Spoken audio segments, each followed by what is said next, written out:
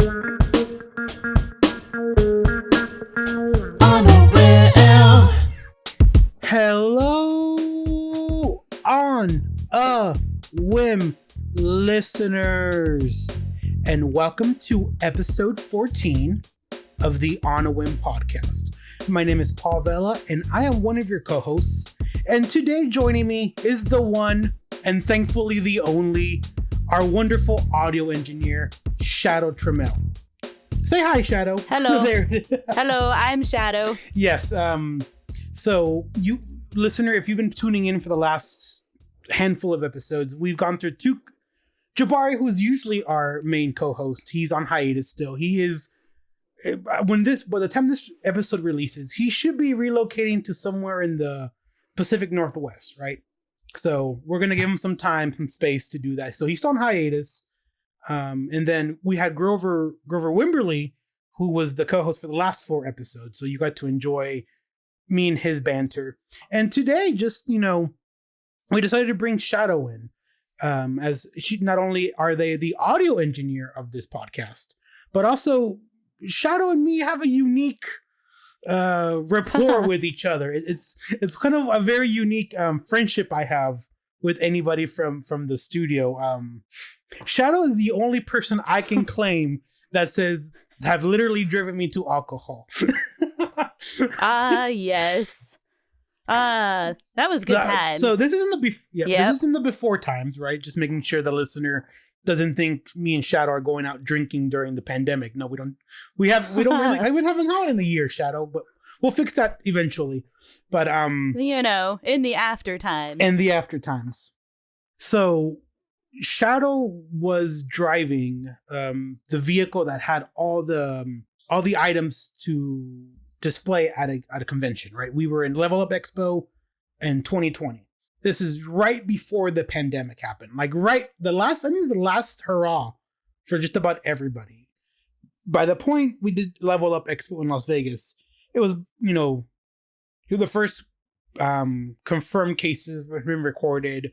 So we were still kind of, we were more careful than most, trying to disinfect the laptops and controllers, and we were trying to do our bit, right? We just thought, it's no worse than the common cold. We didn't know any better, right? And Shadoe was driving.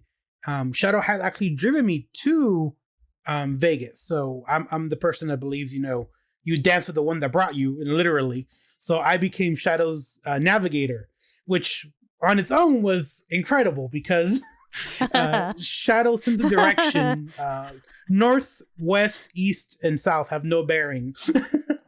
And okay, correction. Those have bearing here in California. Means nothing to me anywhere else. And I found that out firsthand. Well, left and right is very hard for me too, because you got to give me time to think about it. If you just go turn right here, I'm going to turn left. So very early on, I started giving Shadoe loading times, right? Shadoe.exe needed time to process. So, but sometimes, just cars cutting and crossing, and it was driving in Vegas as rough as it is. So hats off to Shadoe. But regardless, those loading times made Paul.exe I'll also labor a little bit. So I remember we were going out to eat. Was it Saturday night or was it Sunday night, Shadoe? Do you remember the Mexican restaurant? I don't remember. It was the day I chose not to cosplay, so it might have been Saturday. Saturday, okay.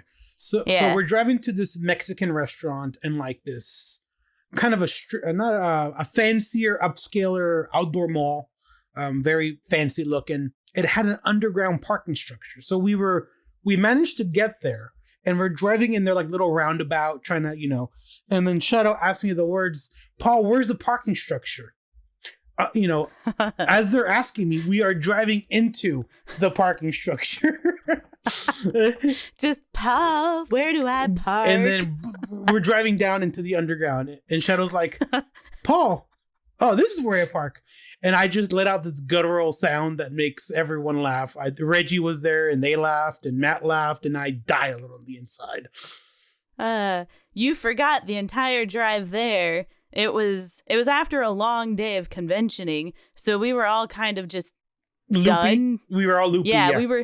we were loopy, tired, and hungry because when you're at conventions, we always forget food exists. What is food? Yeah. Yeah. So that combination of just like me, you, Reggie, and Matt in a car, like it led to a very interesting ride. We got there, we parked, and I try to maintain all the way, and I sit down, and the waiter's like, "Can we get you anything? Anything to drink?" Most of the people within the studio group, we were at the label up, don't drink. So everyone's like, "Oh, I'll take a Coke or a root beer," and they get to me, and I'm like, "What alcohol do you have?"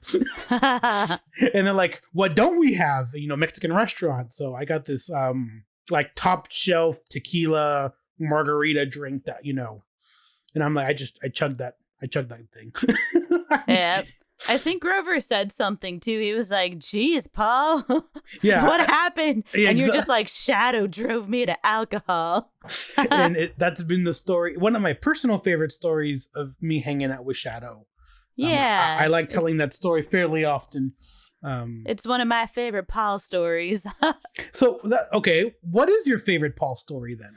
I mean, that was the most specific favorite Paul story. I think it's just more like teasing you about, what do I tease you about? I feel like it's been a million years since we've talked.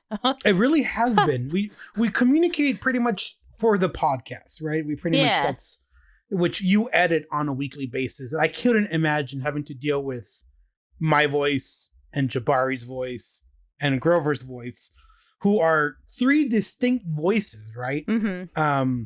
Do you want to comment on our quality of our voices at all? Like which one's easier to edit? Which one requires more labor on your end? Okay, so you guys, each of your tracks require probably the same amount of work, just in different ways. So obviously Jabari has the most recording experience out of the three of you, so he knows what settings to put his mic at, and he knows exactly how to set it up and how to not have so much reverb and noise in the background. So that makes it easier. But his tracks tend to be a little bit quieter compared to yours, and so that made it a little bit harder for me balance wise. Whereas Grover, he had a lot of reverb, and he makes a lot of extemporaneous sounds, or I meant extra sounds. I don't know why I went big words there.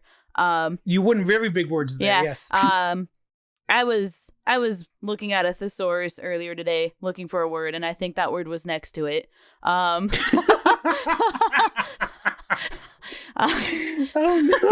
no! You were reading a thesaurus. I was looking for a word. I wasn't just sitting there reading it.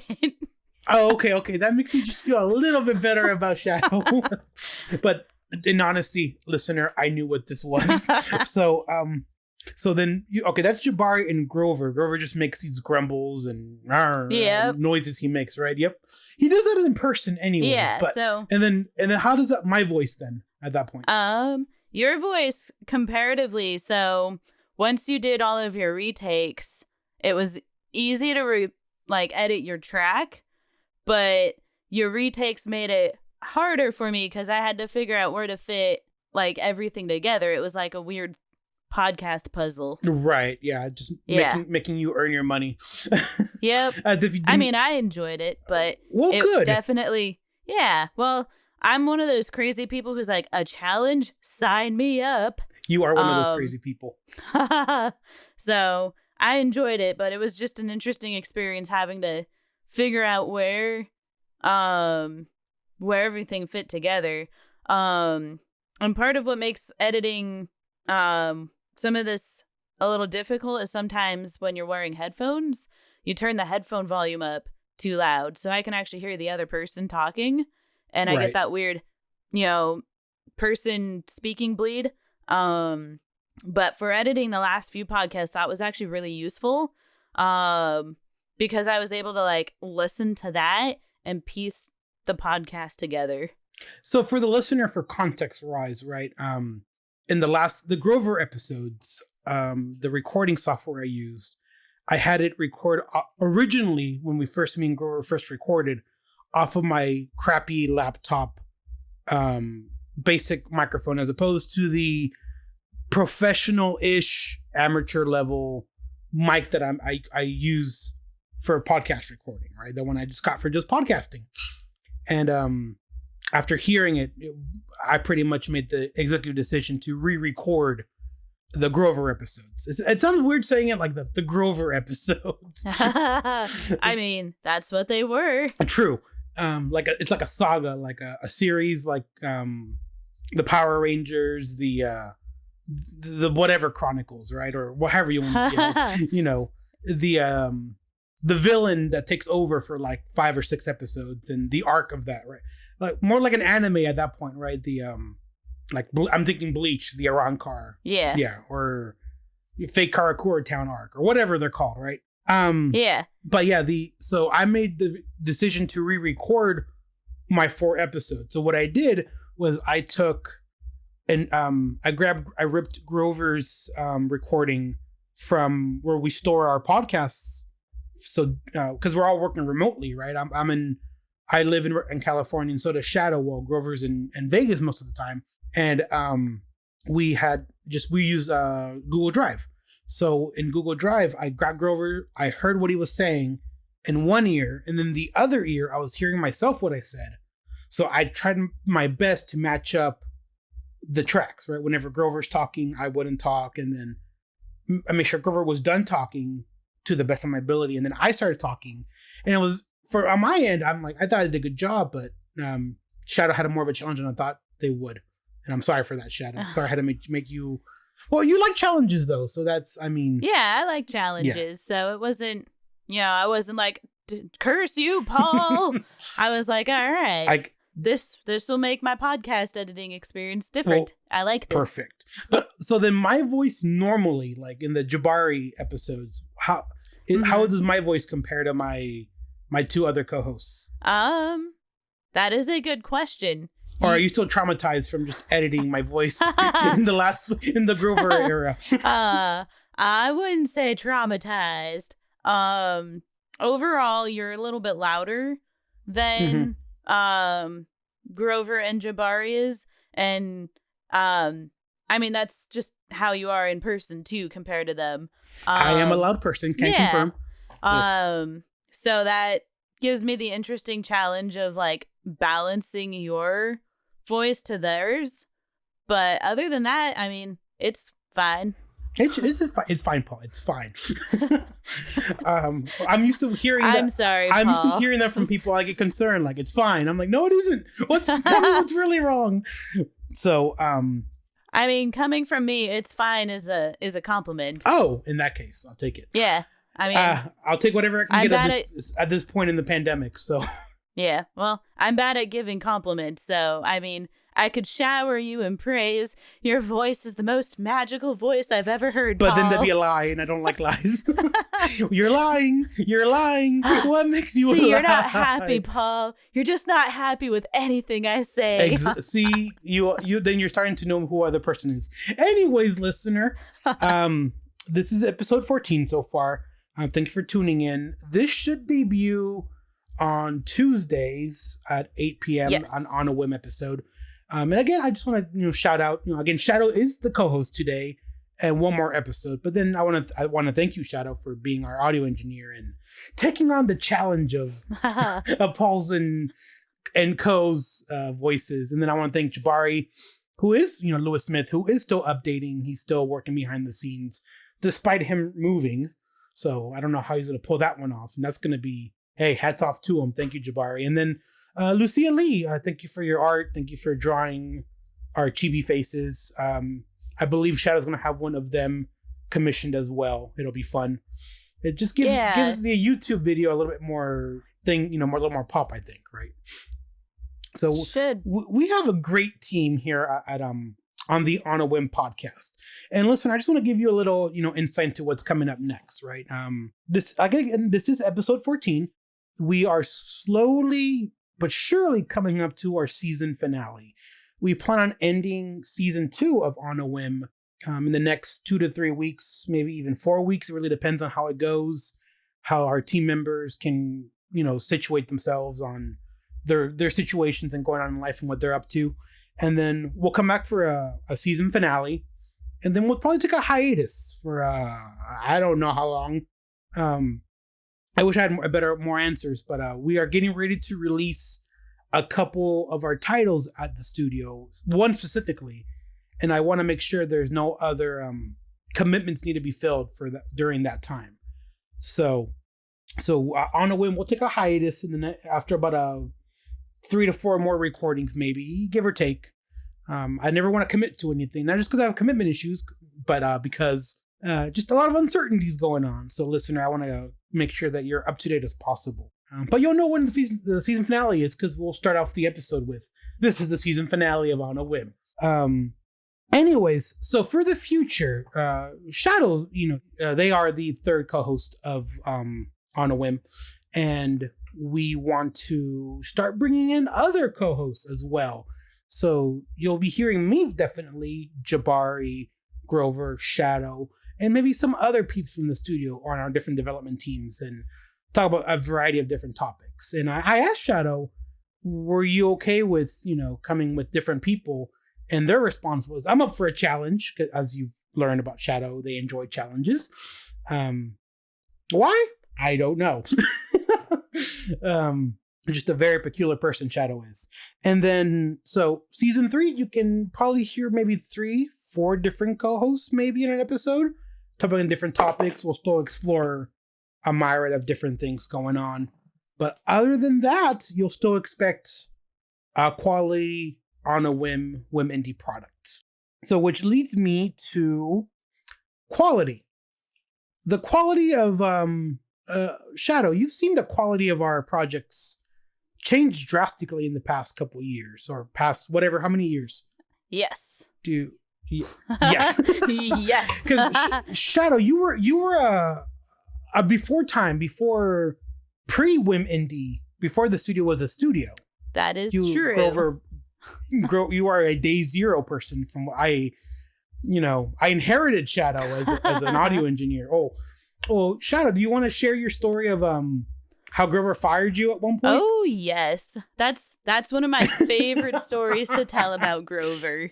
I love that story. I do too. Go ahead. And I love telling it because it shows how I've changed as a person too a little bit. So this was about the time I was in community college, and I didn't really know what I was going to college for. I knew I wanted to do music, something creative, and in my own little world, I was telling myself that I'm an artist, and that I can draw and do art good. And I could draw like anime people, but they were all in the same pose, facing the same direction. But Grover, he was like, you know what? I need an artist. You're an artist. And I was like, yeah, I'll help. And so, but since I was not a particularly good artist, doing anything took me a million years to do. Sure. So there were a couple months of time where I didn't communicate with Grover. I didn't give him anything to work with. And so I guess Grover had made a Facebook post saying that if I haven't heard from you in a while and you're doing, work for me on the game, you're fired. And I never saw that post. So there was one day that I was hanging out with John, and I was asking him, hey, do you know what Grover needs me to do? Because I haven't heard anything in a while. And he just looks at me like I am insane. Well, you are, first of all. Yeah, for the record, I am a little crazy, but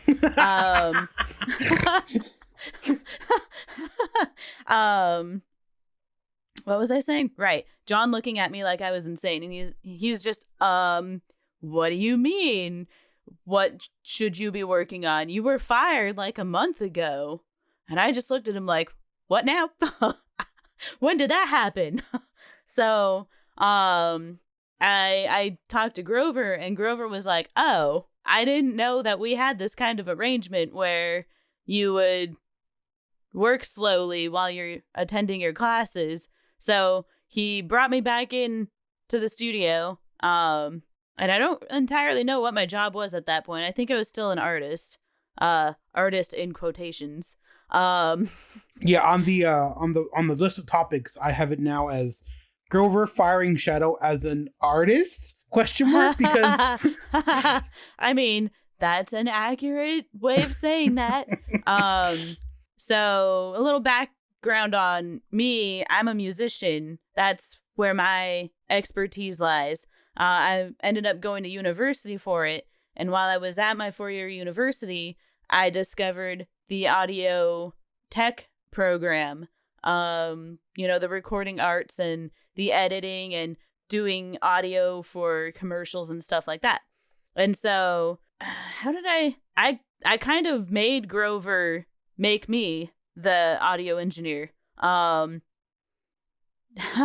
know that's a weird way of saying that. You went from being fired to demanding you be hired. Yes. That is a unique flex. Yes. I only think Shadoe can admit to. I made Grover hire me. Well, that's unique. I mean, I was still kind of on as a Whimindie person. I just wasn't being useful. So I found out that he was doing voice acting and recording, and that they were recording in Jabari's bedroom. And yes, I do remember hearing about that. And I remember in my head at the time, like, gosh, I could probably do that better. And this is what I'm going to school for now. So I remember telling Grover, hey, we're on this lot. Let me do the audio stuff. That's what I'm being trained for. And Grover's like, okay. Mm-hmm. Yeah, Grover's way more passive back then than I think. More nonchalant than he ever was. Yeah. Way more nonchalant, way less committals, less deadlines. Yeah. Well, and that was about the time that Grover was like, hey, my dad has this studio and all these other buildings that we can use as the office space. So this is when you guys were in the front part of the office, and whenever I was recording, he would have to walk to the back, unlock it for us to use. Mm-hmm. And that was when we were using that really old mic that his dad had, which was probably top quality back in its prime. Well, but by the time we got to it, it wasn't. Well, I mean, it's still considered a good quality mic. I don't remember what brand it was, but I remember specifically asking my technology teacher, hey, we have this mic. It's kind of old and dirty. So I told him, what brand and everything. He was like, dang, you guys have one of those? That's a good mic. It just needed a lot of work. And we were blaming the mic for a lot of things in the studio too, when it turns out it wasn't the mic. It was the studio. Was the booth. The recording booth, yeah. So yeah, that's a little backstory on how I became the audio engineer. I just woke up one day and said, hey, Grover, this is what I'm doing now. That is a very unique flex you can claim. Like I feel like everyone in the studio has their like how I made Grover hire me moment, right? Yep. Like you mentioned John, right? Jonathan Dishaw. His unique moment was, Grover, this is shit. And Grover's like, okay, make it not shit. So I mean, and John's like, no one's ever told me that before. I'm gonna do it. And he's one of the people still here. Yep. But then then some people, well, me, I was the harbinger of making everything official, right? I was I made the agreements on paper, and gotta use your legal names, and you have to. And as Grover's covered, and as me and Grover have covered in the past, like some people didn't like that. Some people didn't like that. Yep. You're getting locked down, putting things on paper. You're actually expected to do things in a timely manner. But I feel the studio got us all ready for to work with people, and me and Shadoe's case in particular. Yes. working in education. The studios Shadoe- definitely played a part in making me a much more functioning adult. Because I remember, back when Grover just fired me without telling me, I could honestly say I don't consider myself adult in that stage of my life. So, yeah. Well, then here comes that question before we go into us being educators. Mm-hmm. When does someone become an adult? Is there like a moment where, this, a demon, I'm assuming, comes out of the earth and grants us, you are adult now, and like give Kristen as like the queen or something?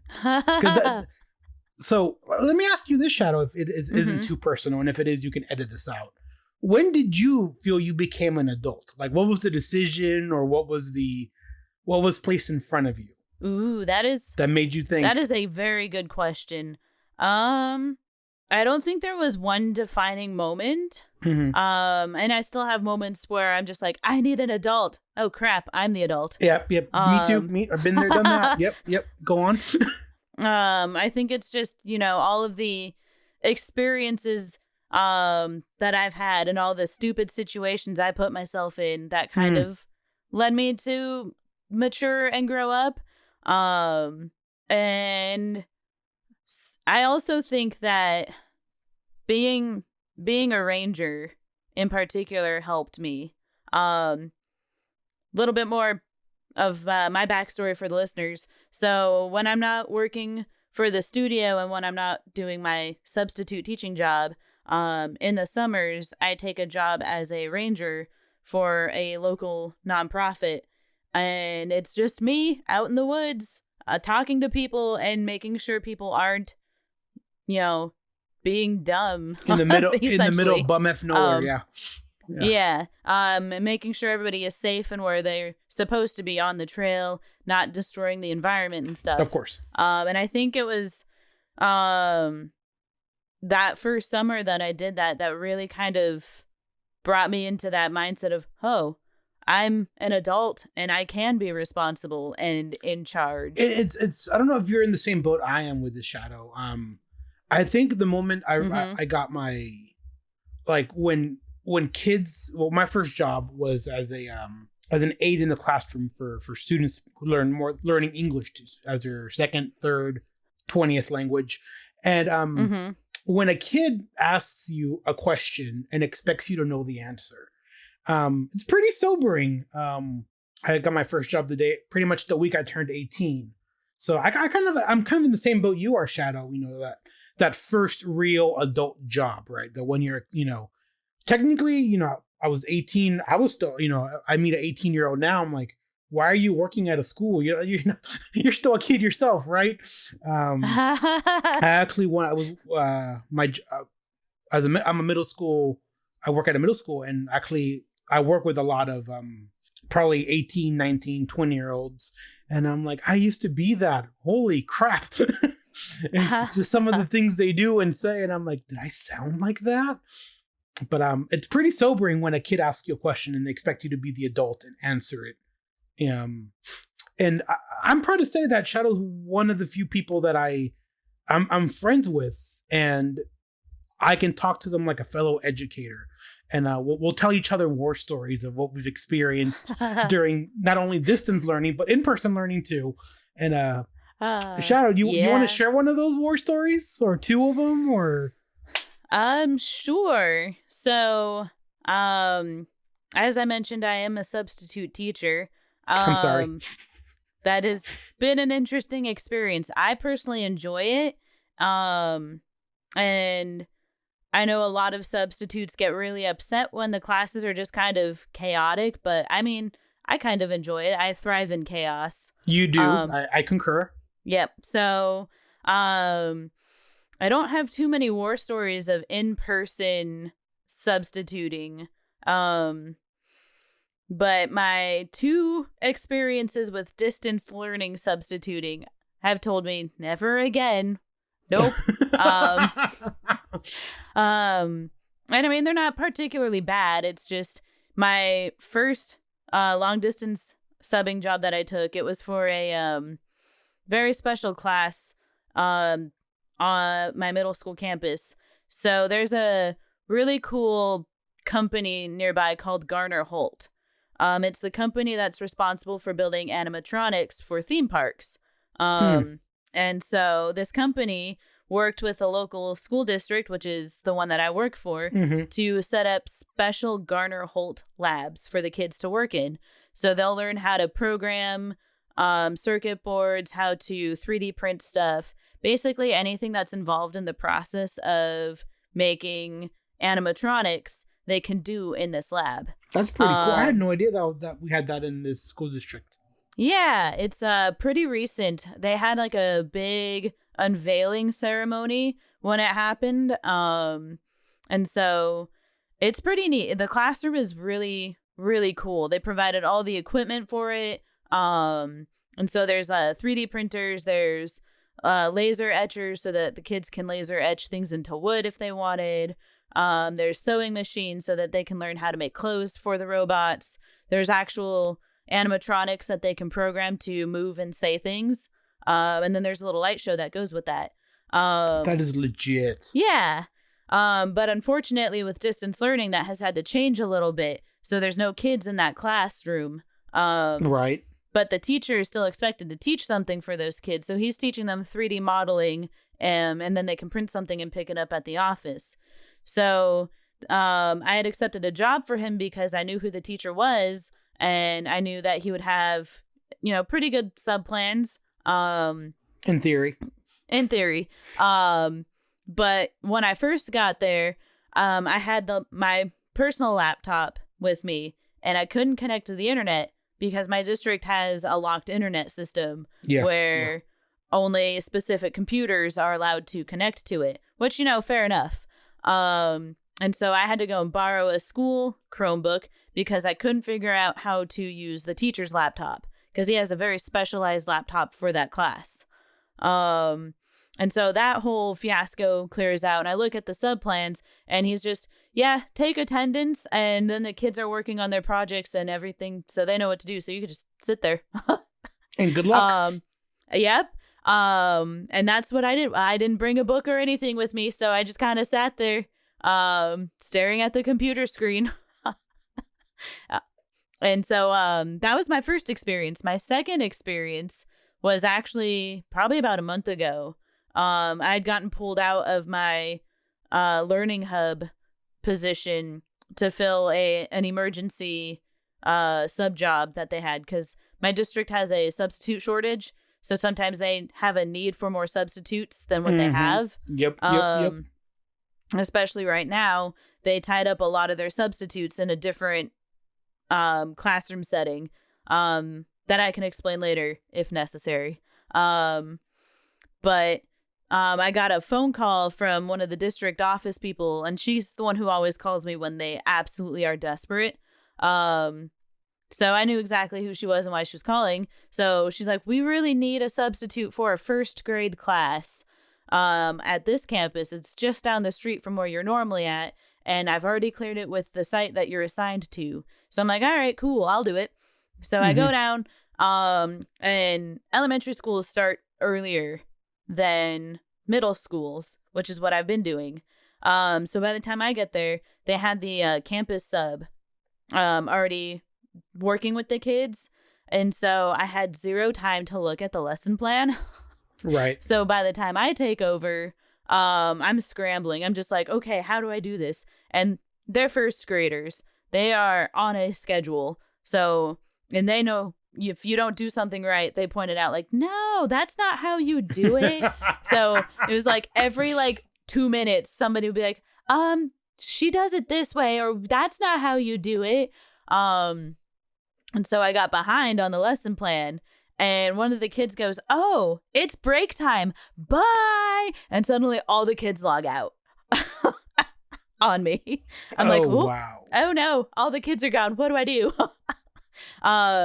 They logged back in at the end of their break. So they all came back, and, they thought they were going to get another substitute because that's what had happened before, was they went on a break and I was there.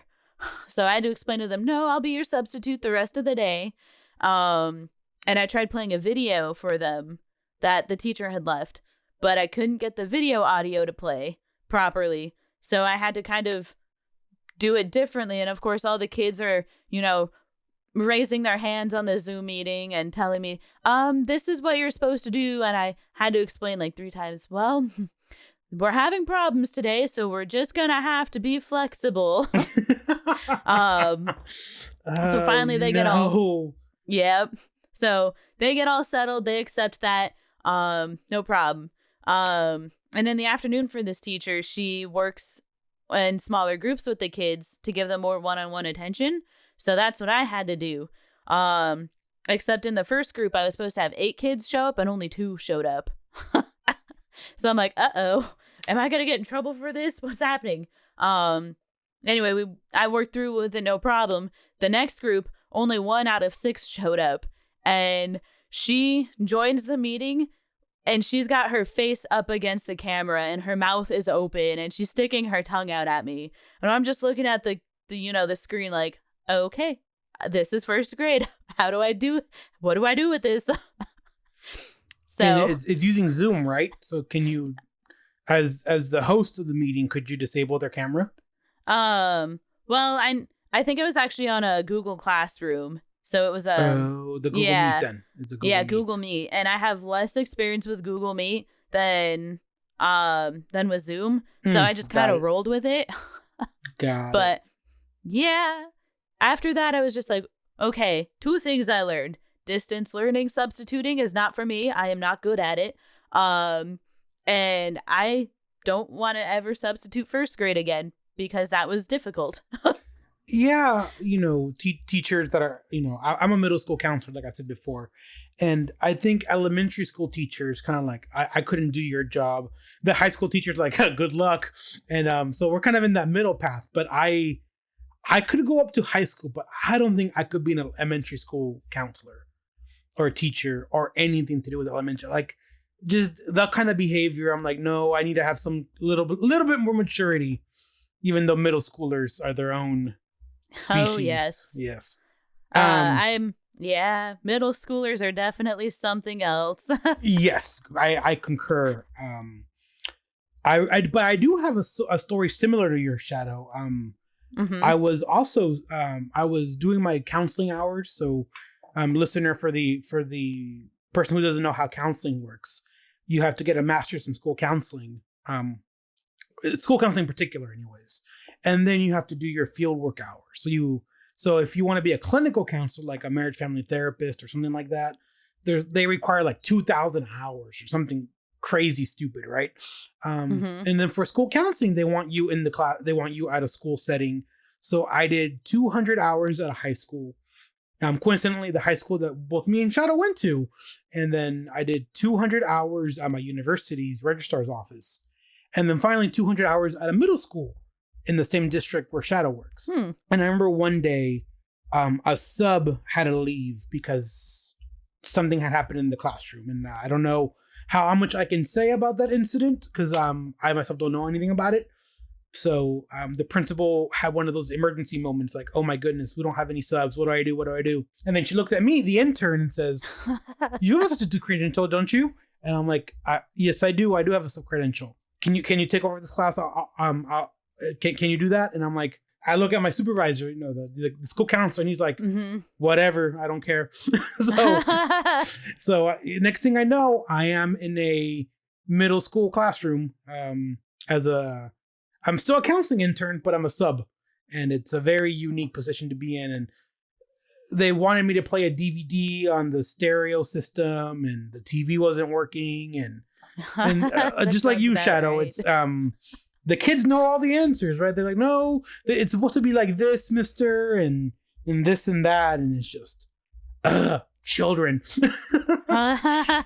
Do you remember what grade? They were, as a science class. I want to say either 6th or 7th. Okay. I feel like 6th graders would be more of the, no, you have to do it this way. Whereas 7th and 8th graders would be like, oh man, sweet. We get to do nothing. I think at least that's been that's been my experience with the different grades. The sixth graders are usually more of the, they try to be helpful, but they're also kind of out of control. Well, in my experience, the sixth graders we get, by the time, the first few weeks of having sixth graders, they're quiet, they're mousy, they see the eighth graders and they hear all the stories of being trash canned and, all that. So, and they're smaller than everyone else, right? So for the first 3 to 4 weeks, I hear nothing from a sixth grader unless they, want to come talk to me as a counselor or whatever. Mm-hmm. By the time those first 3 to 4 weeks, the honeymoon period is over, then their real selves start coming out. Like Shadoe was saying, the little crazier sixth grader, right?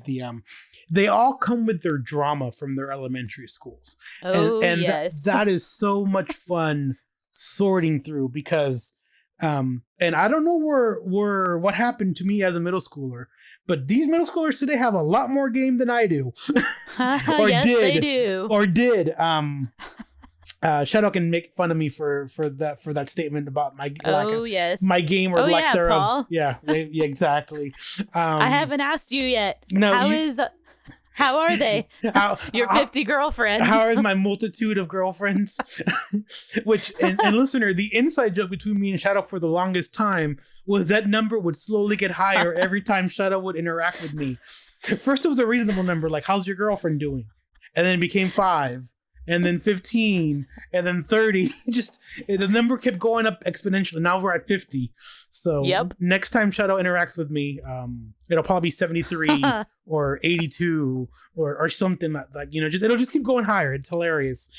Anyways, these middle school boys and girls, they just pair off and date because apparently that's what you do at elementary schools these days. I had to Mike. I didn't know I was supposed to date anybody in elementary school. Girls were an alien species to me in as an elementary school student. So, well, my elementary school, we knew that you were supposed to get married, but we didn't understand that you had to date in between it. So we had elementary school weddings that would result in marriages that lasted 5 minutes through recess because oh, that's funny. But yeah, so these little sixth graders come in with all their elementary school drama. Oh no, she dated him, and then he dated her, and then she dated him and her, and I'm like, so as the counselor, I have the joy and the privilege of sorting through all that. I also have some people helping me too, but they sometimes they turf it over to me like, Mr. Vela, you're the counselor, counsel them. And I'm like, yeah, thank you very much, But yeah, middle school students have a unique way of driving an educator mad. And hats off to all the educators out there. First of all, despite distance learning, despite everything going on, but a special caps off to middle school educators. Yes, based on my recent experiences, I have so much appreciation for what middle school teachers and principals and vice principals have to deal with.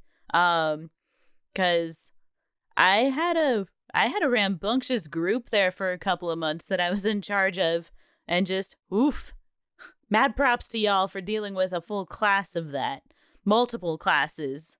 Yeah, because they have 6-7 different classes in a day, right? They get that first depending taste on the district, right? My district, they give the sixth graders, they'll have 6 classes, but math and science will be taught by the same teacher, and English and social studies will be the same teacher. So they have less classrooms and less teachers, and I think that's a nice transition between one classroom and one teacher and suddenly 6 different rooms and teachers. In my middle school, you could get up to 7 different teachers strewn around campus. Our map layout is, we try to put all the 6th grade teachers together, all the 7th grade teachers together, and all the 8th grade teachers together. And then, of course, the science rooms are unique. So the science, classes are all in the same area. So they have to... So in theory, the 6th grader will leave their little 6th grade pod, go to PE, then go back to their little 6th grade pod, and then go to their science class, and then come back. It's very scattered throughout. Yeah. Yeah.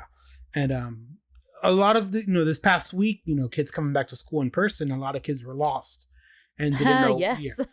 Something they have now that they didn't have when I was a middle schooler was like orientation. Yeah. Where you bring the kids in before the school year starts and give them like a little 8th grade buddy, right? Where they can, like a little mentor they can go to and ask questions. And the 8th grader, in theory, 2 years more mature, right? In theory, can answer their questions, tell them how to, get to place, how to, do assignments in one teacher's class over the other. So it's we're trying. We're as a middle school education is very dynamic, as Shadows found out. Yeah. Yes. We're trying, and we're trying to deal with the problems and as they come. Yeah. One thing that's unique in the distance learning is the number of Google searches students will do. And oh boy. So what Shadow laughs because they know. Listener, I'm sure you've done the Google search. I even was telling was it a coworker or a friend the game 6 Degrees from Hitler, where you are at any one time 6 clicks away from Hitler in Wikipedia. So, listener, if you've never done this before, go on Wikipedia and go to the random article section, and then count out how many clicks it takes to get to Hitler. So I was talking to my little brother, actually, and I said, he gave me a U.S. Supreme Court case, which was too easy, right? I went from the court case to the United States Supreme Court to list of presidents, to the president who picked that Supreme Court justice, then to presidents, to Franklin Delano Roosevelt, and then World War II, and then Hitler. So you get to 6 Degrees from Hitler. Same thing with 6 Degrees of Kevin Bacon. I think is the other game of that. But anyways, I gotta play these games. I'm intrigued. You've never heard of these games? No. So the 6 Degrees from Kevin Bacon. Now, listener, if I get this wrong, go ahead and let me know. If you don't know how to let me know, Whimindie has a Discord which we post under these podcast episodes. So join in on the fun on the Whimindie Discord. A shameless plug, but 6 Degrees of Kevin Bacon is you're always 6 actors away or 6 professional SAG person from giving to Kevin Bacon, someone who has worked with Kevin Bacon in some production. So yeah, that's another fun game to play. It doesn't have to be Hitler. All roads lead to Hitler, I guess. Anyways, students have interesting searches that they forget they are on a school computer. But so you can guess where some of these are going, but some of the more positive ones are when a kid looks up stopbullying.gov, which is the federal government's resource website for, guess what? Stop bullying. And as a person who was bullied, and I'm sure Shadow can share their stories of them being bullied, but in middle school, it was kind of more rampant than it was, at any other level. I think more students in middle school, the bullying ramps up really quick in middle school, more so than elementary, right? Yeah. Less adults, bigger campus, more kids, a little more volatile. Yeah, right? It also, and a lot of that also depends on the area. At least that's been my experience from substituting. Because like the middle school that's like right down the street from me, those kids are some of the nicest kids ever, and I didn't hear a mean word the few times that I was there. But the school I'm at now, it's just like every time I turn around, I'm just like, we need to be nice to each other. Why? Like, that's the response. Like, they ask me why, and I'm like, how do I tell them that we just need to be nice? Like, I mean, without going into like, a college level lecture on a 6th grade. No, yeah, there's things above their heads that they'll just fly. You can tell when you say something and they heard the words come out of your mouth, but they had no impact. It just went right above their head. Like, they didn't even go through the ear canal, right? So nope. And yeah, you've seen that look. The eyes glaze over. They're gone. Yep. They're gone. Yep, it's just like, whoop, everything I said does not matter. I just wasted my breath. But anyways, this student looked up stopbullying.gov, which flagged in the system, which then got turfed to me as the school counselor. I am one of the people one of the many that are there to make sure bullying does not happen and it's stopped when it happens, right? Can't make it zero tolerance because different circumstances, right? Right. We can come close to it. So I immediately call home, hey, everything okay? Did you see any changes? And the first thing the mom says is, thank you so much for looking into this. She says, I know how much kids are bullied in middle school, and I want to thank you for following up on this. Everything's okay. He was doing a project for his English class. And I'm like, oh, thank God. Oh, thank goodness, kind of thing, right? Yeah. Yeah. That's a cool project, though. Yeah, the English teacher, 6th grade English teacher, no less, was doing, I think he does this in person, but virtually he was coming up with, pick something you are passionate about and want to see a change in, right? Oh. Yeah. Well, that's a good topic then for a kid. Very much so. So, and kind of little, baby's first research project, or 6th graders' first research, having a works cited page, which, I don't think I was privy to until 9th grade when it was all said and done, right? Doing research. And Wikipedia is not a source, but listener, Wikipedia is not a source, but the bottom, the footnotes, those can lead to actual sources. Yes. So that got me through college. I had actual college professors tell me that, like, no, Wikipedia is not a good source, but you could use Wikipedia as, like, your research tools. I'm like, exactly. I didn't think college professors would actually say that, but a lot of my professors were like, I don't want my job to be harder. Why would I want yours to be harder? See, which is the polar opposite of what Grover was saying about game programming, computer science. A lot of you have to make it from scratch, as opposed to take something that exists already and make it better or make it for yourself. Oh, so it's nice to hear that your professors were a little bit more easier to work with. Yes in a way. And no. I'm referring more to my like gen ed teachers. The ones for my my major classes, they were tough on me. I had what was like 2 or 3 separate occasions where a professor had made me cry. Yeah. Yes. I mean, I laugh about it now and everything, but yeah. Back then I was afraid scarring. of my professors.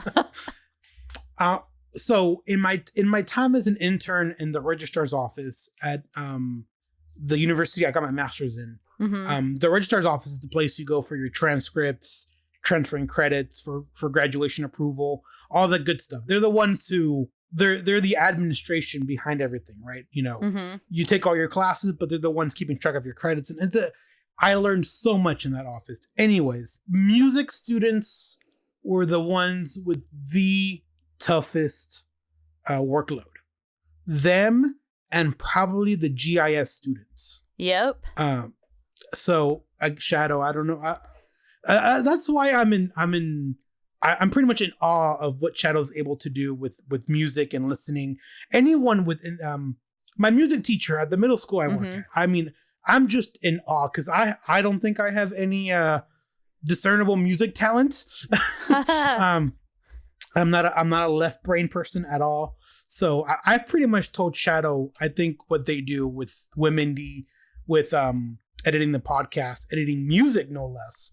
I think it's magic. It's some source of Hogwarts school of magic and wizardry nonsense. And then they come back at me with no, Paul, it's just science. And I'm like, well, so is psychology. And people also believe that is some kind of witchcraft and sorcery. So it's funny that what I think is magic and sorcery, Shadow's like, oh, it's just science, Paul, get over it. Get on my level, scrub.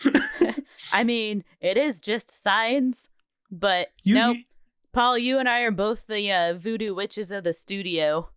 We're pretty much, well, yeah, because no one wants to do what we do. Nope, pretty much but we somehow do it. Yeah, very much so. So as this episode's winding down, I did want to ask you one more thing, Shadoe. Mm-hmm. What games have you been playing lately? Or have you had time to play any video games? Good question. So normally, I would play games on my stream. I haven't streamed in like 2.5 weeks because you should probably plug your stream then and what it's called. And, I don't even remember if I have a name for my stream. I think it's just it's just my username, which is ShadowFox13 on Twitch. But so it's just been hard finding that life balance because I'm currently doing a 5-day work week, and then the weekend rolls around, and it's just I have to do everything. Right. But I played I Am Bread recently. That was fun. I Am Bread. Yeah. You're playing as a slice of bread, and your goal is to become toast.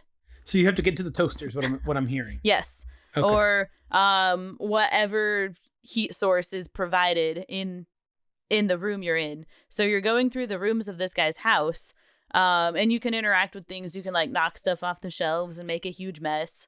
And if you fall on the floor, you're not edible anymore, so you lose. As you go through the story mode, you're moving through different rooms in his house. So you start in the kitchen, you go to the living room, then you go to the bedroom, then you end up in the garage and outside, and then you end up at a gas station.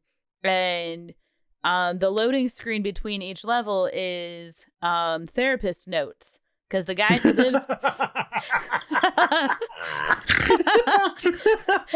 I was ready. Go on. So the guy who lives in the house that you are bred of is going slowly crazy because he sees that his house is getting broken into and messed up. And so his first reaction is, oh, my house got broken into. And then as you go through the next room, he goes, I suspect it's the bread. Yeah. Okay. I see what's happening here. Yeah, he slowly spirals into like a crazy meltdown, and the therapist by the end is just leaving notes and like, well, we had to send somebody to pick him up for his own safety. Because they genuinely thought that he was gonna like be a danger to himself or others. Yeah. And 5150 him. Yeah. So the last level of this, do you care if I give spoilers? I do not mind at all, but listener, this is a spoiler for I Am Bread. Yes. Or I Want to Be Bread, or whatever it ends up being. I think it's the title is I Am Bread. So here is the spoiler. The last level, you're at a gas station. And of course, gas stations have lots of things that explode. So in your quest to become toast, you explode the gas station. So you are murderer's bread. Yes. What it ends up becoming. Yes. Oh wow. And then the little like after that world scene, you end up in the guy's car and he's driving, and your goal is to just stick your bread to his sleeve and cause an accident. So you are a sociopathic bread. Yes. Oh no. That wants to become toast and drive people crazy. Oh. So that was a unique game. I have also, of course, play Minecraft, and I need to finish Horizon Zero Dawn. I think I'm about halfway through with that one. Got it. Yeah. So myself, I've been playing a lot of Pikmin 3, which Pikmin, for the listener out there, pretty much becomes baby's first real-time strategy game. Okay. As I'm getting myself hyped for either Age of Empires 4, which is coming out later this year. But in the meantime, Age of Empires 3 released a new DLC, which you can unlock the United States as a civilization. Ooh. There was a component within Age of Empires 3 in-game where you age up, right? You go from the exploration age to the commerce age to the frontier age, where you're able to unlock different technology, different weapons, different troops, right? Because it's, again, real-time strategy, right? Yeah. And making sure you can, keep your supply lines going and whatnot, right? Right. And then what you end up doing is you have an option to revolt. So to leave your so if you play as the British, you can become any one of the British colonies that revolted. So the United States was one of them. Spain, you can also revolt and become one of the, like, Peru or Colombia or any other of the countries that, and each of those entities have their own pros and cons and what you want to do with the map and whatnot, the metagaming of it, right? Yeah. So because Age of Empires has the US already in it, the next logical step was for the US to just revolt from Great Britain, from English, and become their own civilization. Oh. So the game dropped 50 challenges for you to go through to unlock the United States for free. Unlike you want to pay for it, that pay to play. I get it, but Paul's a cheapskate, so he's gonna just play. Do the challenges, but you can only do 3 challenges a day, which that I understand because they want you to. They're making you want to buy it, right? So, but no, they're not gonna do that to me. I'm gonna just do the 3 a day and just to spite them because I'm a salty, what. It's okay. Yeah. I do that too with games that have a free option and a pay to play. I always go with the free option, and I'm like, you know what? I will take my time doing this game if I have to. Exactly. I have other games I can play. This ain't nothing. I got this. Yep. So, listener, I hope you enjoyed the first of 2 episodes Shadoe will be co-hosting. You can tune into On a Whim on Tuesday nights at 8 p.m. Mostly at 8 p.m. On YouTube. Unless I miss the deadline again. Unless you miss the deadline, which is okay. You can catch us on wherever you listen to podcasts, as well as on our YouTube channel. So please go ahead and like, subscribe, leave feedback, join us on Discord, rate us. Did it say rate us? I think I did. I don't remember. Something like that. So again, listener, I've been Paul Vella. I'm Shadoe. And this has been the On a Whim podcast. Bye. Until next time, be nerdy.